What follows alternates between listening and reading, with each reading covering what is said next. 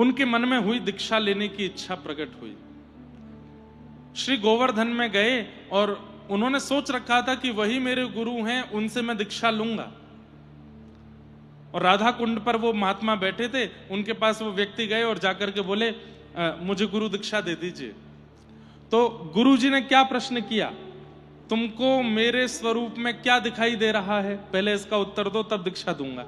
तो वो बोले आपने श्वेत वस्त्र पहने हैं, आपने माथे पर उर्ध्वपुंड लगाया है, आपने शिखा धारण करी है और आपके हाथ में जप माला लगी हुई है, आप में से चंदन की सुगंधी आ रही है, आप राधा कुंड पर बैठे हो, आसन पर बैठे हो, करुआ जी रखा है, यहाँ जल रखा है, ये सब बोले। गुरु जी बोले अभी दीक्षा नहीं देंगे।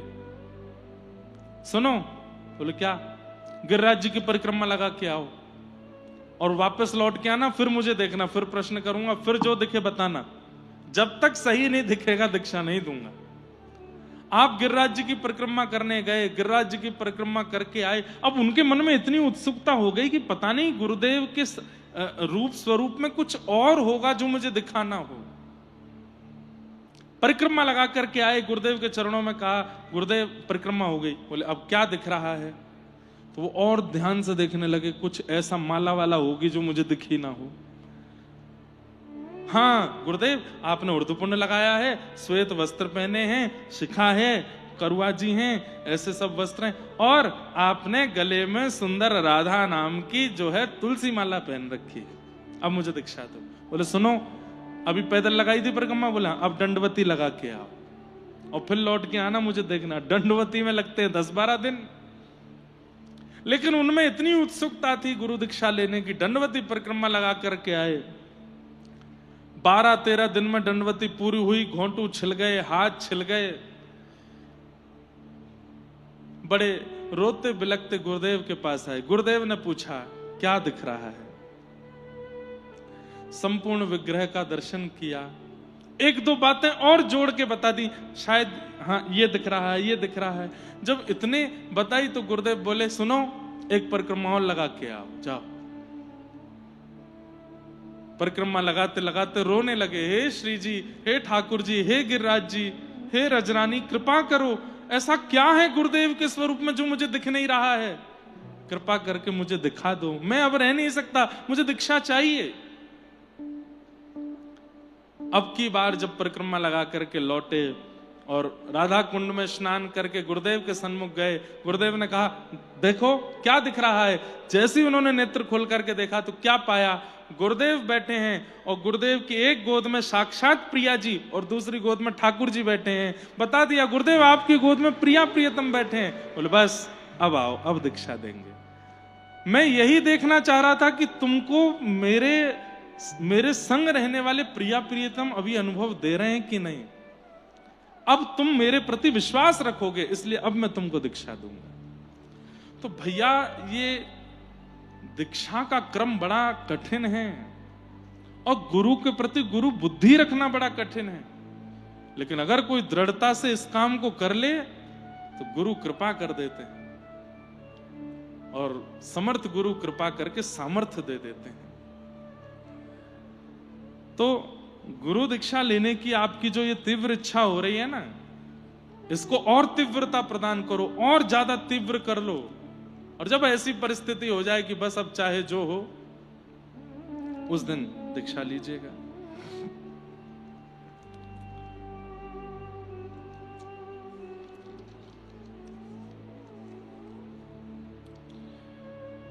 किसी का भाव है कि मैं दिन भर गौ की सेवा और घर में खेती के काम में व्यस्त रहती हूँ।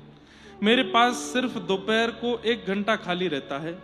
मेरी आदत है कि मैं काम करते करते श्री कृष्ण का नाम लेती रहती हूँ, पर नाम लेने के लिए कोई निश्चित वक्त और समय निकालना पड़ता है, क्या वो जरूरी है?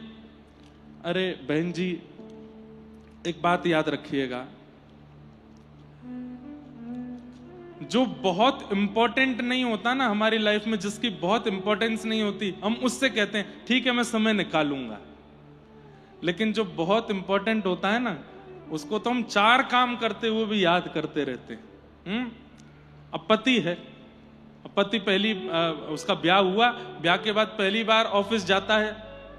ऑफिस में काम करते करते भी पत्नी को बीच बीच में छुप के फोन कर देता है, तुम ठीक हो, हाँ सब खा लिया पी लिया, सब ठीक है ना, कोई दिक्कत तो नहीं है। अब वो तो उसका वर्किंग आवर है, उसका बॉस देख लेगा तो डांटेगा, लेकिन वो फिर भी अपनी पत्नी से बात कर लेता है, समय निकाल के सब करता है। जिसके लिए समय निकालना पड़ता हो वो व्यक्ति जरूरी नहीं है, लेकिन जिसके लिए पूरे दिन में चाहे जितने काम है, चाहे हमारी श्वास है, सोना है, उठना है, बैठना है, उन सबके बीच में उसके लिए समय ही समय है, वही तो परमात्मा है, वही तो प्रेम है। आप चलते फिरते उठते बैठते खाते पीते हंसते सोते जागते नाचते हमेशा ठाकुर जी का स्मरण करते रहो। और ये बहुत अच्छा भजन है आपका, ये जो 1 घंटा आपको बीच में मिलता है उसमें बढ़िया तान दुपट्टा सोया करो, 23 घंटा ठाकुर जी को याद ही करते रहा करो। खेती कर रहे हो तो भी ठाकुर जी को याद करो। एक किसान था, खेती करता था, ज्यादा पढ़ा लिखा नहीं था। उसके खेत पे एक संत आए, अब उसको ज्यादा तो पता नहीं था, लेकिन कमंडल आदि देख करके, संत का रूप देख करके उसने कहा संत है, इनको प्रणाम करूं। प्रणाम करके बोले महाराज जी मैं बड़ा गरीब हूं और बड़ा अनपढ़ हूं, ज्यादा पढ़ा लिखा नहीं हूं, खेती बाड़ी करता हूं, मैंने भजन वजन कुछ किया नहीं है, मुझे तो आता भी नहीं क्या करना चाहिए, आज आप मिल गए, आप कोई नाम वाम हमको बता दीजिए, मैं कर लिया करूं। तो संत बोले अब इसको बहुत बड़ा मंत्र कोई दे दूंगा तो याद तो कर नहीं पाएगा। फिर भी देने का प्रयास किया, बोले श्री कृष्ण गोविंद हरे मुरारे हे नाथ नारायण वासुदेव, इसको बोला करो। वो सिर पकड़ के बैठ गया, बोले ये कैसे याद करूंगा मैं, ये तो बहुत बड़ा है, कोई छोटा सा आराम से ऐसा दे दो ना जो मतलब मेरी खेती बुबाई चलती रहे, मैं करता रहूं। तो संत ने हंस के कहा तुम एक काम करो, तुम कृष्ण चंद्र कृष्ण चंद्र कृष्ण चंद्र कृष्ण चंद्र कृष्ण चंद्र बोलते रहा करो। किसान ने कहा कान में बोल दीजिए, बोले कृष्ण चंद्र कृष्ण चंद्र। तो संत ने बोला और वो बोलने लगा कृष्ण चंद्र, बोले हाँ, इतना सीधा था ये भी नहीं बोला जा रहा था उससे, बोला अच्छा कृष्ण चंद्र कृष्ण चंद्र। संत बोले अब यही रटते रहना, बोले कृष्ण चंद्र कृष्ण चंद्र। अब वो इसलिए बोल रहा है कि मैं भूल ना जाऊं, बोलता ही जा रहा है। पत्नी भोजन लेकर के आई, किसान था, ये कृष्ण चंद्र कृष्ण चंद्र। पत्नी बोली आओ प्रसाद आ गया है पालो, हाँ कृष्ण चंद्र कृष्ण चंद्र कृष्ण चंद्र कृष्ण चंद्र। अब खावे और खाते खाते बीच में रुक जावे। पत्नी बोली क्या हुआ, मैं भोजन में व्यस्त हो जाऊंगा तो नाम भूल जाऊंगा, तो एक काम कर ले। बोले क्या, मैं जितनी देर भोजन कर रहा हूं मैं नाम तुझको दे देता हूं, तू जप ले, और जैसे ही मेरा भोजन हो जाए मुझे वापस कर दियो, नहीं तो मैं भूल जाऊंगा। बोले हाँ क्या बोलना है, बोले कृष्ण चंद्र। वो ठीक है। अब पत्नी सब्जी परोसती जा रही है, रोटी देती जा रही है, कभी खेत देखने चली जा रही है। अब वो भी बड़ी सीधी सादी, और कृष्ण चंद्र करते करते, और वो जाने क्या हुआ, लौट करके जब आई तो पति ने हाथ वाथ धोए, मुंह, हाँ ला नाम मुझे दे दे। तो वो बोली हाँ खसीटे चंद्र, दे दिया। पति को भी याद नहीं था, उसने भी कहा हाँ यही तो था, खसीटे चंद्र खसीटे चंद्र खसीटे चंद्र। वैकुंठ में बैठे हुए भगवान के नेत्र सजल हो गए। लक्ष्मी मैया बोली क्या हुआ नाथ, बोले मैं जा रहा हूं। गरुड़ जी आओ, बोले क्या, वो चलो इसको लेके आते हैं, मैं बड़ा प्रसन्न हो रहा हूं आज इससे। लक्ष्मी जी बोली वो ऐसा क्या कर रहा है, कोई जप नहीं किया, कोई साधन नहीं किया, कोई अनुष्ठान नहीं किया, एक संत ने श्लोक दिया, एक आपका नाम दिया, वो भी गलत सलत बोल रहा है, और आप उसको लेने जा रहे हो, उतनी कृपा करने जा रहे हो। तब ठाकुर जी बोले नहीं नहीं, जब हम कृष्ण बन करके गए थे और जब घुटमुन चलना सीखे थे, तो नंद यशोदा मैया के सामने जब घोंटू से चल करके जाते थे, घुटने से चलते थे, तब यशोदा मैया मेरे घुटने देख करके, घुटनों पे लगी खूब सारी रज देख करके बोलती आजा खसीटे चंद्र, तेरे घुटना धो दूं मैंने, ऐ मेरो खसीटो चंद्र आगे हो। बोले ये मेरा नाम है, यशोदा मैया मुझे खसीटा चंद्र बोलती थी, ये मेरा ही नाम बोल रहा है। और आज पहली बार मुझे कृष्ण नाम से बहुतों ने ध्याया होगा, राम नाम से बहुतों ने ध्याया, पर इस नाम से मुझे किसी ने नहीं ध्याया, ये ध्या रहा है, इस पर तो अभी कृपा करूंगा मैं। ठाकुर जी गए, गरुड़ जी पे बिठा के ले आए, दोनों पति पत्नी, एक दिन में ही उद्धार कर दिया।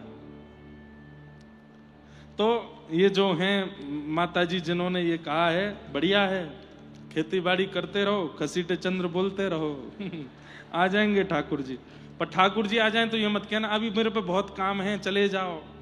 आम है तो निकल ही जाइयो। हाँ। क्या महिला श्रीमद् भागवत पढ़ सकती है? निश्चित ठाकुर जी ने ऐसी भावना रखी है। संस्कृत का अगर आपको बोध हो तो संस्कृत में पढ़ो, नहीं तो हिंदी अनुवाद पढ़ तो लिया ही करो। पर एक बात, ये जितने भी वैदिक ग्रंथ है ना, जब तक इनको गुरुमुख नहीं सुनोगे तब तक इनका मूल रहस्य समझ में नहीं आएगा। आप पढ़ तो लोगे, वो एक किताब की तरह उसकी हिंदी सब आ तो जाए, पर वो समझ में तब आएगा जब कोई गुरु उसका ज्ञान देवे। तो पढ़ सकते हैं, लेकिन गुरु के द्वारा सुने तो और ज्यादा अच्छा है। फिर किन्हीं ने कहा है कि तुलसी कंठी धारण करने के क्या नियम है? क्या तुलसी कंठी धारण करने पर प्याज लहसुन का सेवन? हम बहुत बार बता चुके हैं, नहीं करना चाहिए। और यदि प्याज लहसुन नहीं छोड़ पा रहे हैं तो तुलसी उतार दीजिए। दूसरी बात, आपने कहा कि घर में बनता है, अगर हम तुलसी पहनेंगे तो माता पिता को अलग से भोजन बनाना पड़ेगा। कौन सी बड़ी बात है? छोटे छोटे बच्चे होते हैं ना, तो माँ अलग से दाल बनाती है बिना मिर्च वाली, उसको मिर्च ना लगे। ऐसे ही अब बालक अगर तुलसी पहनता है तो उसके लिए बिना प्याज लहसुन की बना दो, इसमें कौन सी बड़ी बात? ठाकुर जी के लिए इतना त्याग नहीं कर सकते तो फिर भक्ति मत करो। थोड़ा तो त्याग करो, थोड़ा तो त्याग चित्त में होना चाहिए। तो ऐसी सब बातें हैं। आप सबको खूब खूब प्रणाम करते हैं। खूब बहुत सारे प्रश्न हैं, हम एक साथ पढ़ भी नहीं पाए। अब बाकियों को देख के कल अगर समय मिलेगा तो उत्तर देंगे। बोल बाल कृष्ण लाल की जय।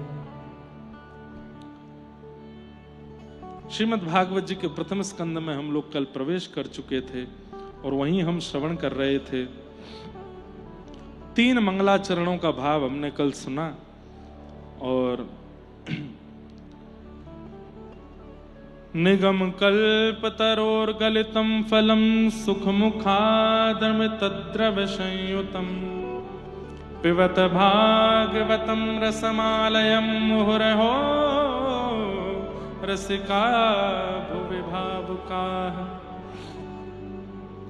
निगम कल्प तरोर गलितम फलम। बंधुओं, श्रीमद् भागवत क्या है?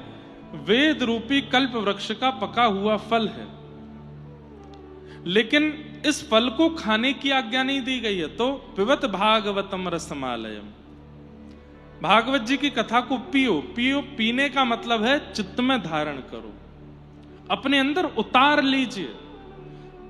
जो जो वाक्य वक्ता के मुख से प्रकट होते हैं वो तुरंत तुरंत उतरने चाहिए चित्त में, तो ही कथा का लाभ आपको प्राप्त होगा। वो सुनी हुई वस्तु भूल जाई जाती है, पर उतारी हुई वस्तु लाभ करती है। सुना हुआ दवाई का नाम बुखार नहीं उतारता, लेकिन पी हुई दवाई तुरंत लाभ करती है। तो भागवत को पीना है। पिबत भागवतम रसमालयम। कब तक पियो? बोले मोहर हो रसिका भुवि भावुका। सुनते रहो हे रसिक जनों, हे भावुक जनों, सुनते रहो। कब तक सुनते रहे? बोले जब तक श्याम सुंदर मिल ना जाएं, जब तक वो दिख ना जाएं, तब तक सुनते रहो।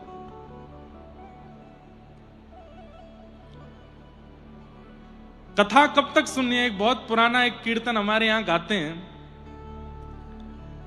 जिधर तुम छुपे हो उधर देखना है, कन्हैया तुम्हें एक नजर